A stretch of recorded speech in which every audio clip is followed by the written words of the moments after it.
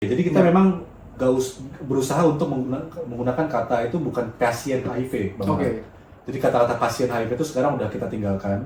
Kita menggunakan people living with HIV. Oke. Karena pasien dengan HIV itu kita anggap sedikit pejoratif ya. Jadi kayak kesannya itu agak tidak seperti orang normal begitu. Karena pasien orang sakit. Karena sebenarnya orang HIV itu sendiri adalah people aja gitu. Tapi memang dia ada HIV tapi bisa hidup seperti orang pada umumnya. HIV ini sendiri kalau sudah terinfeksi memang kadang-kadang dia bisa hidup dengan seperti biasa aja for considerable amount of time gitu loh. Jadi kayak setelah berapa tahun gitu baru dia ngerasa badan gue jadi lemah ya, gampang sakit ya. Nah itu udah masuk ke AIDS, jadi masuk ke sindromnya. Jadi disitu pastinya tubuhnya udah makin lemah dan ya kita jadi apalagi udah advanced disease, dia udah HIV itu kan penyakitnya dia membuat imunitas tubuh berkurang. Imunitas tubuh berkurang, dia gampang kena penyakit lain. Anxiety, depression itu memang penting adanya support system. Jadi ketika orang-orang tersebut mulai nih mengarah ke depresi, mulai ada pikiran-pikiran yang mengarahkan ke arah hopelessness, itu kalau tidak ada support system yang dimana dia bisa menceritakan masalahnya, kemudian dia bisa orang support system bisa memberikan input-input yang baik, dia bisa semakin lama semakin terjerumus nih.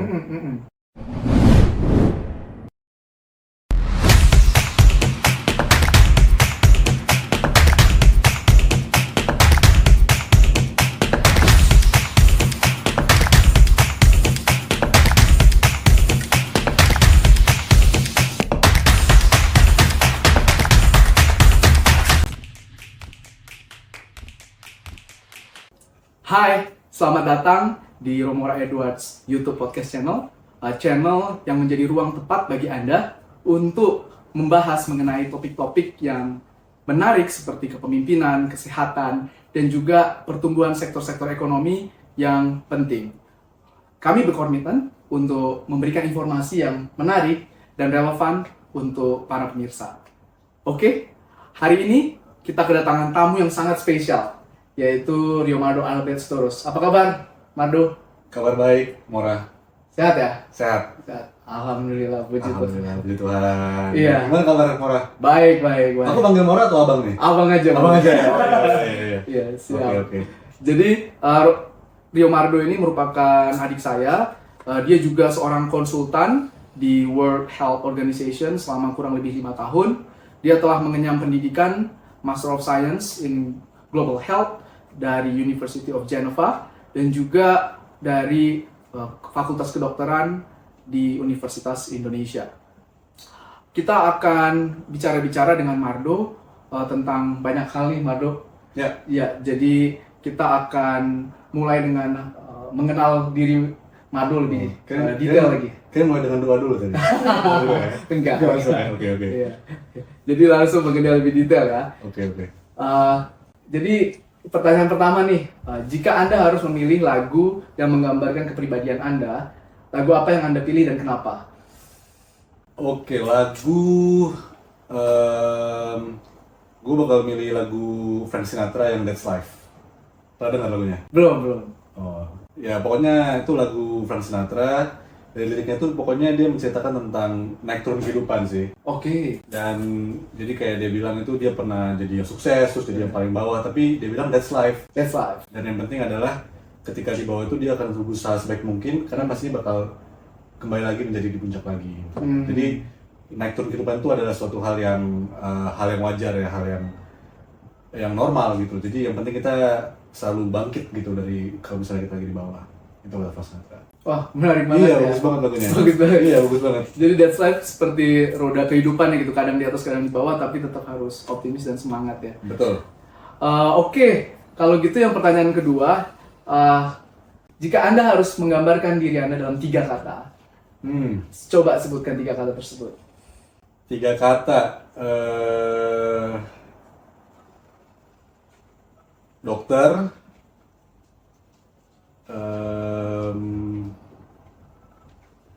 mikir, satu lagi apa ya? Apa aja ini kan hanya satu lagi gambaran aja. Filosofi kali. Filosofi. Iya. Oke. Wah, menarik. Jadi dokter, mikir dan filosofi ya, pemikir deh sepertinya Sumardo ya, Mas Mardo ini ya. Iya. Jadi menarik. Nah, kita tadi bahas bahwa Mardo udah menjadi konsultan di World Health Organization sejak di Geneva sampai di Indonesia. Betul. Nah, sebagai ahli kesehatan nih atau orang yang menganalisis data-data kesehatan dan juga pernah jadi praktisi ya, Anda juga pernah bekerja di Timika begitu dan juga di rumah sakit TC Healers di Maumere. TC Healers, yes. TC Healers ya. Yes. Jadi menarik banget pengalaman-pengalaman Anda. Nah, dari hal-hal tersebut, kira-kira apa sih kebiasaan baik yang ingin Anda pertahankan kalau misalkan Anda punya kebiasaan gitu ya, kebiasaan-kebiasaan sehat yang ingin Anda pertahankan, ataupun kebiasaan-kebiasaan sehat yang mungkin Anda ingin kurangi. Jadi kebiasaan sehat yang ditingkatkan dan kebiasaan sehat yang dikurangi. Oke, wow. Kebiasaan sehat yang pengen ditingkatkan mungkin gue itu anaknya kalau misalnya dapat kerjaan tuh totalitas sih. Jadi kayak kalau misalnya ada pasien nih, pasien yang datang jam 1 pagi gitu, dan dia harus ditangani dengan total, banyak kondisi yang gak bagus ya. Gue anaknya ya bakal total banget, semua pemeriksaan akan dilakukan, semua terapi akan diberikan, bahkan kalau misalnya kita harus RJP, kita RJP juga. Jadi, walaupun mungkin lagi capek gitu ya, nah itu juga yang dilakukan kalau misalnya lagi di WHO, misalnya kalau misalnya ada deadline yang datang udah dekat dan memang itu cukup penting, bahkan juga yang nggak terlalu penting juga sih, ya semaksimal mungkin sih. Kalau misalnya kita capek ya ntar kita selesai sampai semaksimal mungkin, habis itu bisa istirahat, bisa tidur. Jadi yang penting all out lah kalau misalnya ngerjain kerjaan sih, kalau yang kebiasaan baiknya. Kalau kebiasaan baik yang dikurangi? Enggak, kebiasaan yang kurang baik. Kebiasaan kurang baik yang dikurangi, berarti mungkin agak sedikit laid back mungkin ya. Jadi kalau misalnya memang lagi santai, kan ada orang tuh yang wah lagi kosong nih, gue akan melakukan hal-hal lain, misalnya nambah hobi atau bikin project atau bikin network. Nah, gue tuh anaknya lebih kayak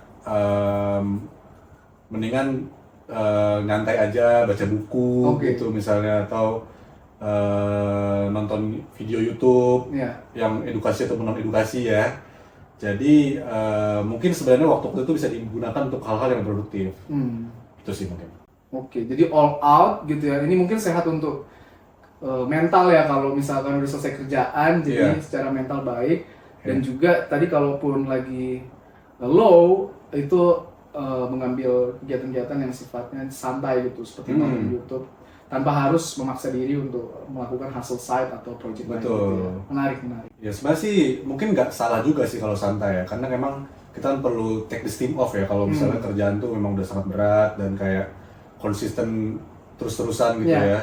Ya pasti ada waktu untuk kita istirahat ya, tapi mungkin juga lebih ke keseimbangan sih. Berapa banyak kita istirahatnya, berapa banyak kita bisa pakai waktu luangnya untuk hal-hal yang lebih produktif sih. Oke. Menarik banget. Ya, saya setuju sekali tuh dengan filosofi Radhi Mardo. Untuk selanjutnya nih Dok, ini yang terakhir ya, untuk ice break. Ice break. Udah selesai ya. Yang pertama adalah pertanyaan antara this or that gitu. Pilih dari dua kata ini yang mana yang kamu pilih. Alasannya bisa apa aja, interpretasi nanti bisa apa aja gitu ya. Ada interpretasi nanti? Nggak ada. Nggak ada. Ya. Biarkan pemirsa ya. Iya, bisa aja. Oke. Iya. Oke, kita mulai ya. Sip. Oke. Pagi atau malam? Malam. Oke, menarik. Kopi atau teh? Kopi. Kopi ya, Kopi. person ya. Yes. Kemudian musim panas atau musim dingin? Musim panas, musim dingin nggak suka. Kecuali saljunya sih. Oke. Buku atau film? Buku. Buku ya? Iya. Jadi suka baca ya? Suka baca. Oke. Iya. Kesehatan atau uang? Kesehatan lah. Oke. Betul. Air putih atau nasi putih? Air putih sih. Oke. Iya. Air putih ya. Iya. Sehat ya berarti ya. Iya. Siap. Oke. Jadi kita akan bahas tentang hal-hal yang sifatnya detail nih, tentang industri kesehatan. Oke. Ya, jadi kita akan ngobrol tentang global health dan berbagai aspeknya. Kita mungkin bahas dari beberapa data yang menurut saya cukup menarik ya. Menurut data dari WHO, ada 37,7 orang di dunia yang menderita HIV. Juta orang. Oke. Dan 680.000 diantaranya sudah meninggal akibat penyakit HIV atau AIDS. Betul. Nah, dalam upaya mengurangi HIV atau AIDS ini tentunya banyak negara yang sudah melakukan banyak hal, WHO juga sudah melakukan banyak hal. Secara umum strategi WHO untuk mengurangi laju persebaran HIV atau AIDS itu sejauh ini seperti apa ya? Oke, pertanyaan sangat bagus ya ini ya. Jadi memang gue kan kerjanya di Departemen HIV ya, Departemen HIV, Hepatitis, dan STI. Jadi ada 3 penyakit, tapi HIV memang yang paling, bukan yang paling, tapi salah satu dari penyakitnya. Jadi benar datanya Bang Mora, jadi kasus HIV di dunia ini memang masih cukup banyak ya. Cuman memang kita perlu melihatnya itu dari ini glass half full atau glass half empty sebenarnya. Oke. Jadi memang 37,7 juta itu memang banyak, tapi memang karena pasien-pasien HIV itu sekarang ekspektasi hidupnya lebih tinggi, Bang Mora.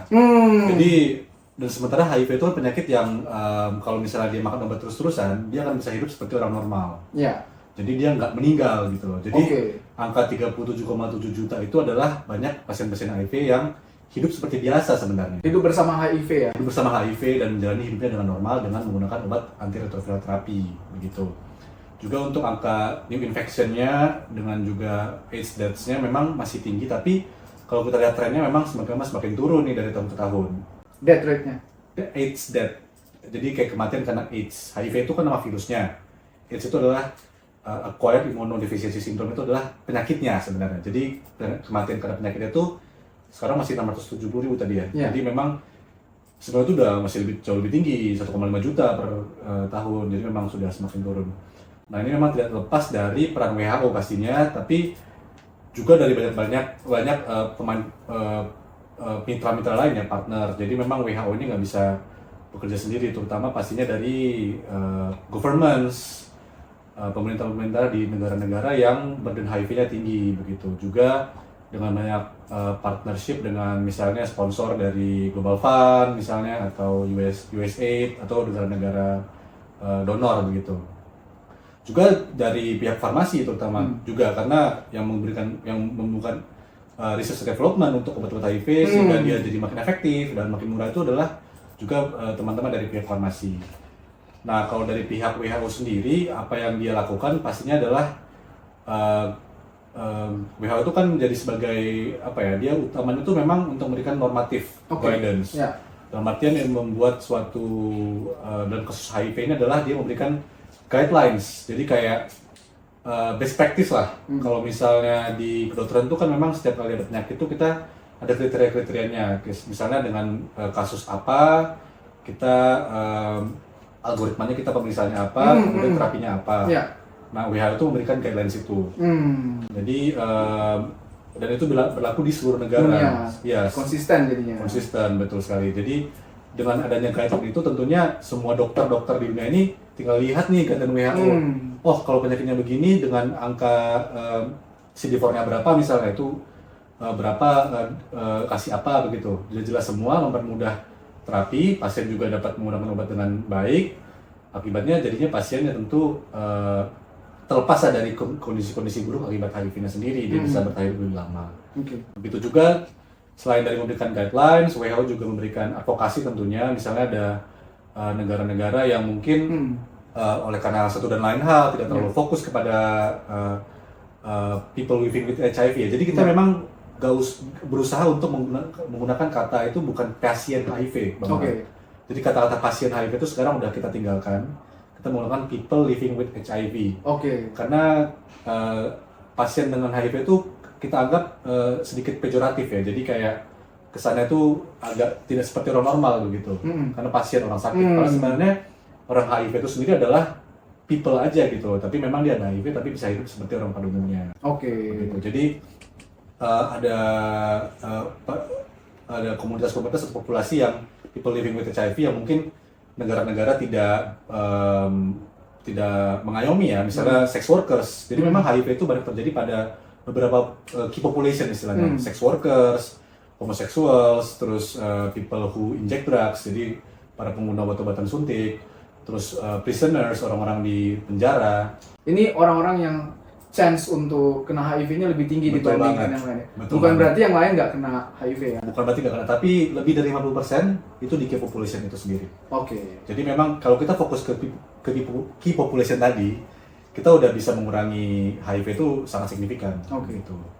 Jadi advokasi ke negara-negara yang mungkin istilahnya mungkin diskriminasi ya terhadap populasi tersebut, gimana untuk bisa memberikan akses tes ataupun terapi ataupun juga mengurangi stigma terhadap pasien HIV di negara-negara tersebut. Seperti itu kira-kira. Oke, menarik banget. Jadi tadi WHO memberikan guidelines yang normatif bagi semua negara dan juga advokasi untuk memastikan HIV ini menurun Betul. tingkatnya. Betul. Saya ingin menggarisbawahi tadi tentang salah satu poin Mardo soal memberikan obat yang lebih efektif, Betul. semakin efektif dan juga murah. Nah, Betul. di Indonesia sendiri tentunya kita juga punya policy tentang ini ya. Kalau nggak salah di Indonesia harga obatnya gratis ya untuk penderita HIV dan tesnya juga gratis ya. Betul, gratis dalam artian di cover oleh BPJS. Di cover oleh BPJS. Betul. Oke, ya itu bagus sekali karena tentunya orang ragu-ragu juga ya untuk memeriksakan diri kalau misalkan dia tahu bahwa harganya mahal. Betul.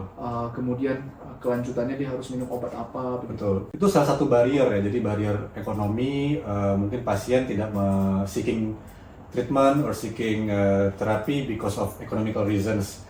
Tapi kalau kasus HIV itu barriernya ada lagi sebelum itu, yaitu barrier stigma, barrier sosial. Jadi orang-orang yang mungkin dia merasa bisa jadi nih kena HIV gitu, mungkin dia punya gaya hidup yang tidak baik, tapi dia nggak mau seek terapi karena takut kalau misalnya dia benar HIV, efeknya gimana nih? Orang-orang bakal mengucilkan saya misalnya, atau keluarganya mengucilkan saya, jadi mendingan saya udahlah nggak usah cek gitu loh. Jadi ya itu tadi sih hal yang menarik, HIV ini penyakitnya memang nggak cuma tentang medis, tapi medical efek, tapi juga social efeknya juga cukup tinggi. Jadi memang penting untuk advokasi gimana supaya social efeknya ini dikurangin gitu loh. Nah itu tadi advokasi untuk membuat masyarakat tuh ngerti bahwa HIV ini sebenarnya bisa diobati dan orangnya bisa hidup normal gitu. Oke. Jadi terkait HIV sendiri, HIV itu kan bisa menular melalui hubungan ataupun juga hubungan seks dan juga pertukaran cairan tubuh seperti atau darah gitu ya. Betul. Nah, kira-kira ketika orang menderita atau dia kapan seseorang butuh untuk memeriksakan diri dengan HIV/AIDS dan kalau di Indonesia dia harus kemana begitu untuk memeriksakan diri? Oke, jadi kalau misalnya tentang siapa yang perlu periksa, sebenarnya adalah orang-orang yang punya gaya hidup yang berisiko ya. Jadi yang tadi saya sudah sebutkan, key populationsnya mungkin sex workers, pekerja seks komersial, juga orang-orang yang mungkin menggunakan narkoba, juga kaum homoseksual misalnya, juga orang di penjara begitu. Tapi juga mungkin kalau kalangan kaum umum adalah orang-orang yang punya gaya hidup seks bebas. Tentunya dengan menggunakan pasangan, mereka mungkin salah satu aktivitasnya tidak dengan pengaman misalnya, bisa terkena, yaitu perlu diperiksa. Jangan meriksa ketika sudah ada gejala. Jadi periksa secara rutin, karena HIV ini sendiri kalau sudah terinfeksi memang kadang-kadang dia bisa hidup dengan seperti biasa aja for considerable amount of time gitu loh. Jadi kayak setelah berapa tahun gitu baru dia merasa badan gue udah jadi lemah ya, gampang sakit ya. Nah itu udah masuk ke AIDS, jadi masuk ke sindromnya. Jadi di situ pastinya tubuhnya udah makin lemah dan ya kita jadi, apalagi udah advanced disease, dia udah HIV itu kan penyakitnya dia membuat imunitas tubuh berkurang. Imunitas tubuh berkurang, dia gampang kena penyakit lain. Jadi dia itu selalu mungkin bahaya itu adalah dia ngundang teman-teman penyakit yang lain tuh. Penyakit apa biasanya? Bukan batu atau pilek gitu kan? Bukan, paling sering itu TBC. TBC? Ya, tuberkulosis. Jadi itu biasanya itu pairing dia, kalau kena HIV dia kena tuberkulosis.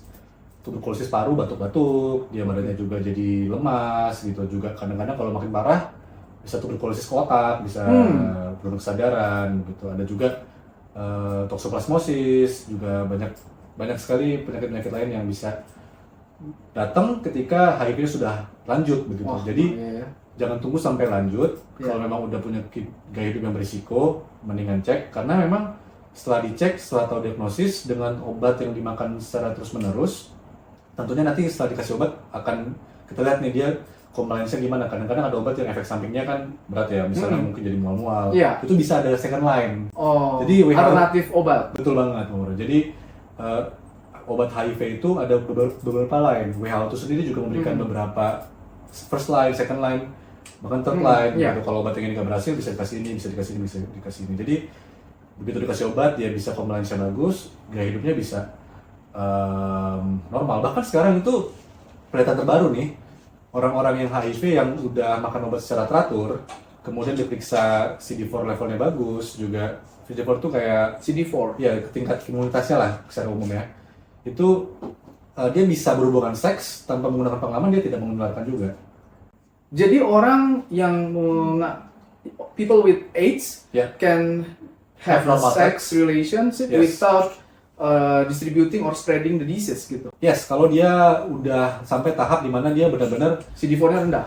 Dia menggunakan obat, simpelnya menggunakan obat antiretroviral terapinya, obat HIV-nya terus-menerus.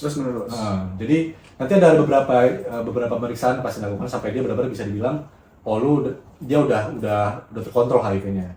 Tapi memang nggak disarankan juga sih. Cuman ini penelitiannya sudah ada. Kita kan soalnya HIV itu sendiri penelitian sangat sering ya, sangat banyak karena memang kasusnya sangat banyak yang terkena. Jadi ada penelitian sana. Tapi memang untuk lebih aman tentunya pakai banyak sekali yang bisa dilakukan, pakai kondom misalnya, atau pakai ada namanya sekarang pre-exposure prophylaxis semuanya.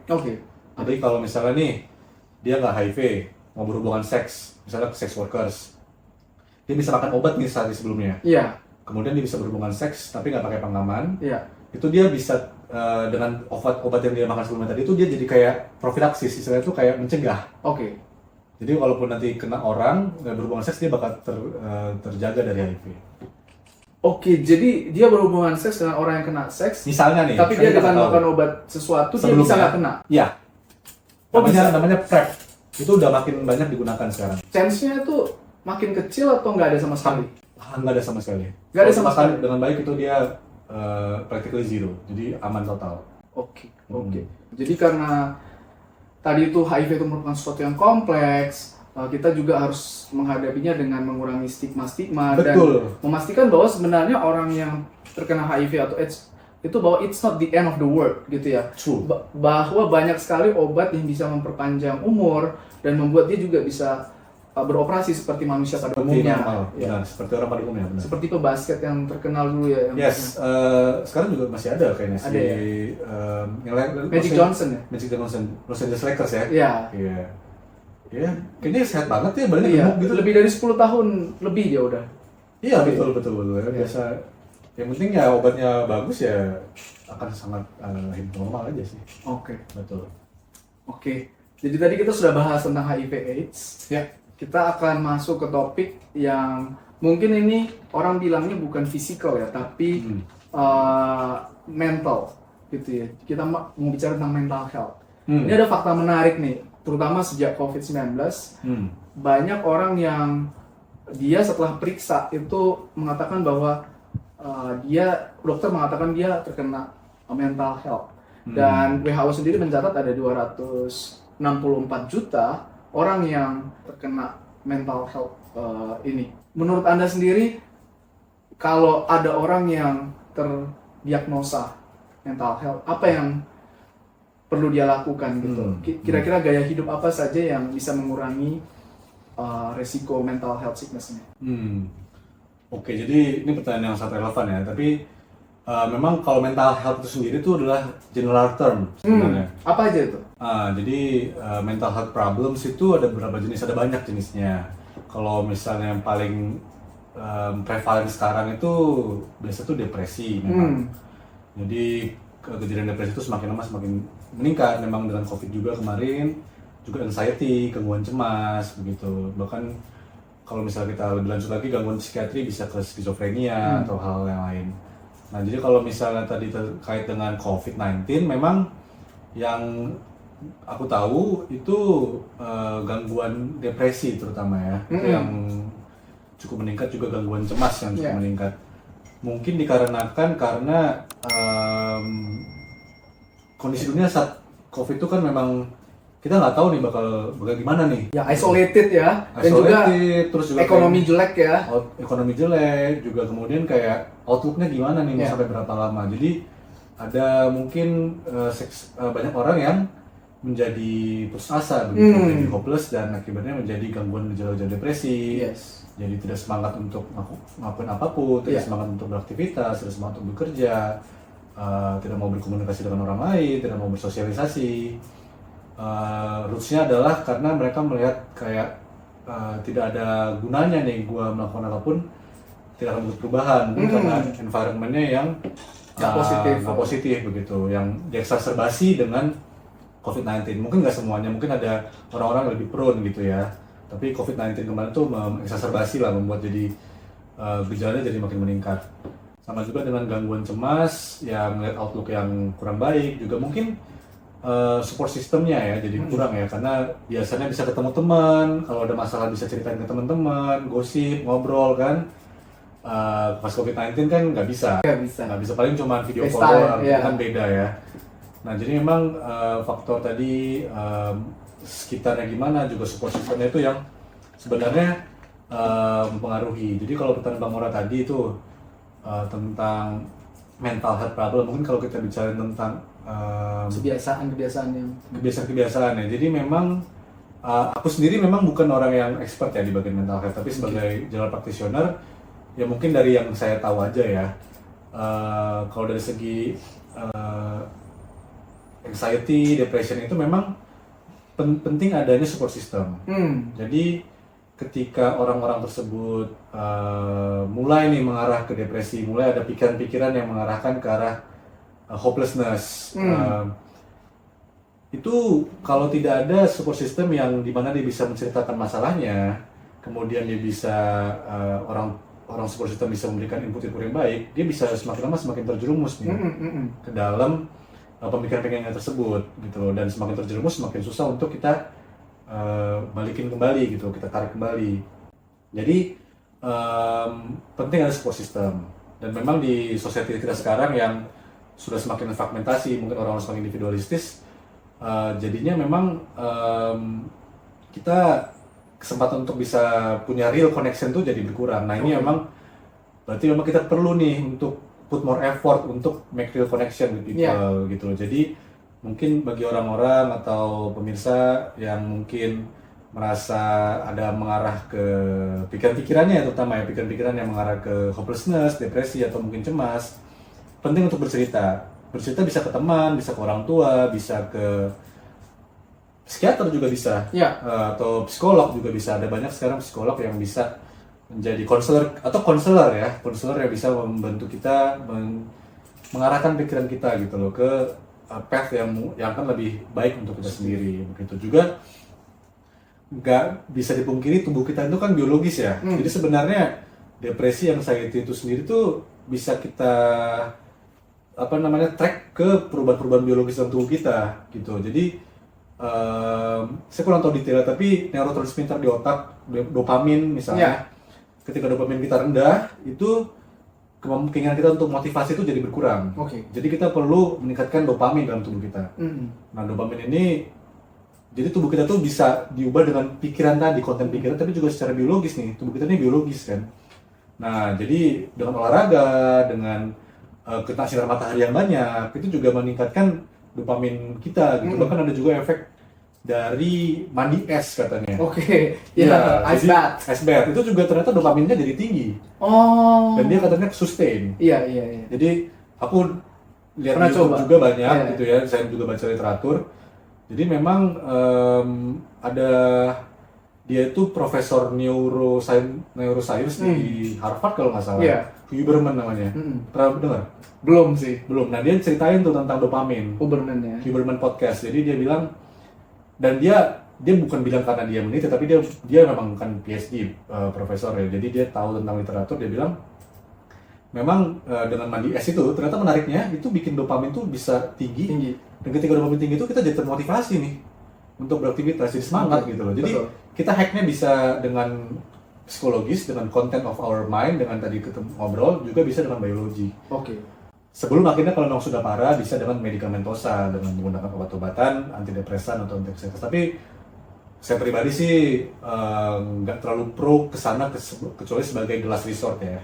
Kalau misalnya kita bisa dengan support system atau dengan menggunakan ganti gaya hidup itu sangat baik untuk mengurangi gejala mental health tadi. Ya mungkin bottom line-nya adalah just take care of people around you sih, karena mungkin kita lihat teman-teman kita santai, baik, tahu ketiwi, tapi mungkin sebenarnya matinya kan kita nggak tahu ya. Mungkin dia pulang-pulang langsung depres gitu mungkin sedih gitu loh. Jadi ya mungkin kita bisa reach out ke teman-teman kita yang ada di sekitar kita untuk mungkin nanya kabarnya, dengarkan cerita dia, itu bisa sangat membantu. Ya, yang beli war tiket Coldplay nggak dapet. Bener banget. Itu sebenarnya banyak butuh nih support system. Bisa ya dapat support system yang benar ya. Sandiaga Uno katanya juga nggak dapat. Nggak dapat katanya. Bisa. Berarti biasa ya. Kalau Sandiaga Uno nggak dapat, kita nggak dapat ya. Wajar lah ya. Betul. Mungkin support systemnya nonton konser Denny Caknan atau Sandiaga Uno. Mungkin ya. Asik juga. Comparable. Ada asik juga loh. Aku suka sih lagu Denny Caknan tuh kayak koplo-koplo gitu, dan dance-nya juga asik juga sebenarnya. Jadi mungkin ya pasti banyak lah alternatif yang bisa bikin kita punya pikiran yang positif gitu. Terus tadi olahraga juga penting ya. Betul, aktivitas fisik tuh sangat penting untuk meningkatkan dopamin juga.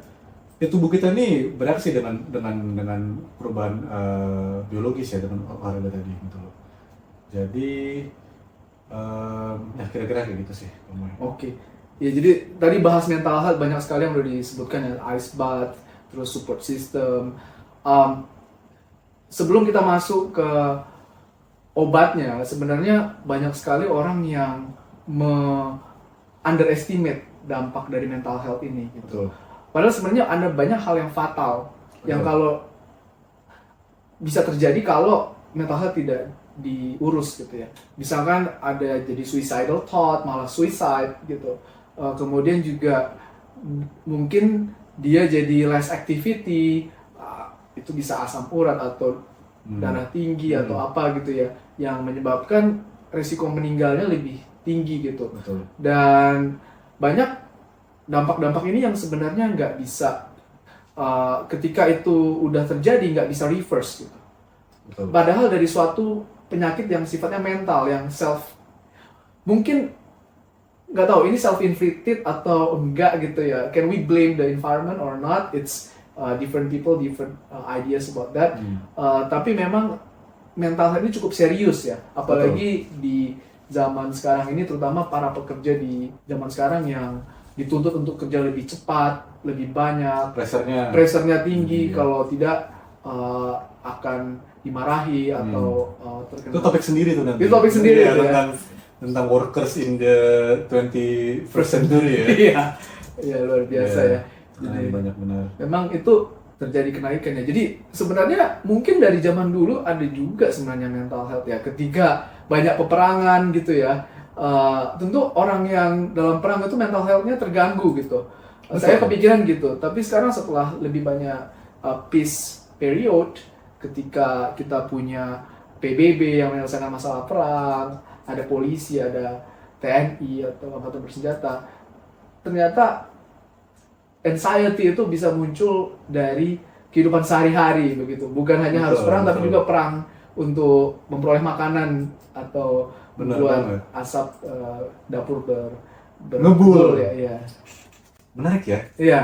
Jadi justru ketika in the peace time itu kita kira orang bakal bisa happy, tapi ternyata juga ada anxiety dan gangguan mental health lainnya. Tapi memang mungkin juga itu efek yang muncul dari teknologi dan sosial media, karena kita lebih gampang untuk compare sih.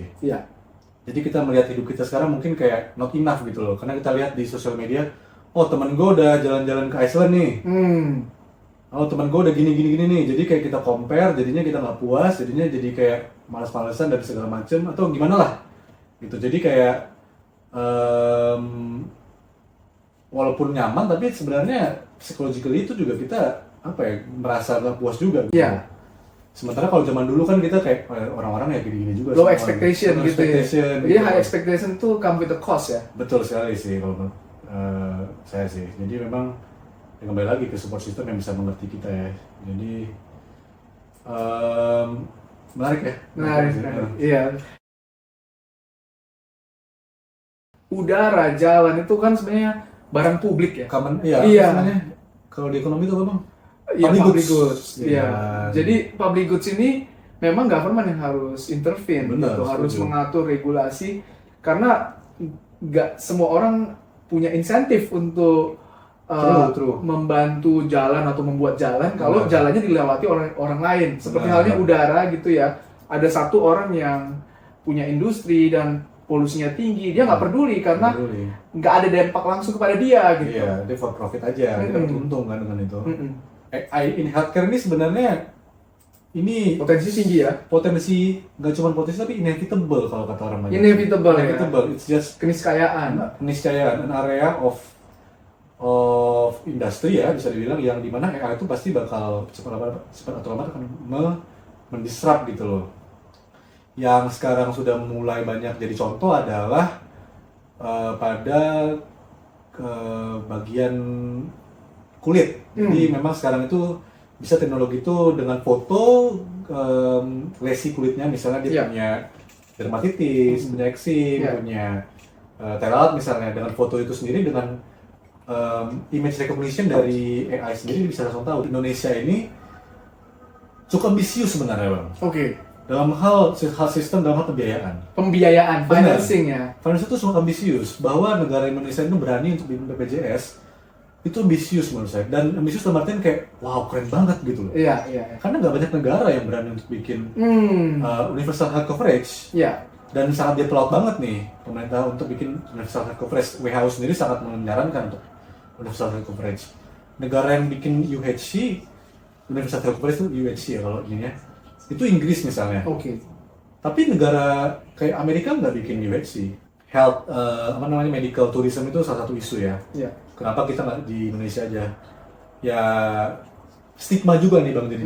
Apa itu? Stigmanya, jadi kayak kesannya tuh Indonesia kalau misalnya ke rumah sakit tuh pasti ini dokternya mungkin yang nggak terlalu bagus, obat-obatnya nggak terlalu bagus, mungkin ada sedikit kurang peduli. Nah ini gimana cara mengubahnya ya? Nah padahal sebenarnya pengalaman saya nih kalau di RSCM itu profesor-profesor, guru-guru saya itu udah sangat-sangat luar biasa mereka. Pendidikannya juga, terapinya itu sudah sangat luar biasa. Tapi memang mungkin pencitraannya masih kurang.